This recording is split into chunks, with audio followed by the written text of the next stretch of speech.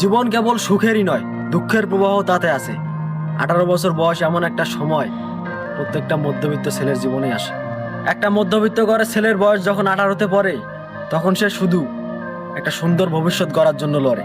না থাকে প্রিয় মানুষ, না থাকে ভালোবাসা, থাকার ভেতরে থাকে শুধু একটু সুন্দরভাবে বেঁচে থাকার প্রত্যাশা।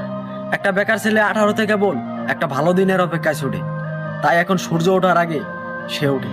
মুখে হাসি, হৃদয়ে বিষাদ, ইচ্ছা স্বপ্ন তারও আছে, তবে হোঁচট খাওয়ায় অভাব।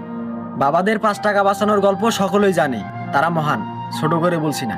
তারই ঘরের বেকার ছেলেটা পেটে আজ বালিশ চেপে ঘুমায়, এটাই কেবল প্রকাশ পায় না। দুর্ভিক্ষে যাচ্ছে সময়, বিশ্বাস আছে বদলাবে সময়, বদলাবে দিন। আজকের বেকার ছেলেটা সাফল্যের ছোঁয়ায় মন খুলে হাসবে একদিন।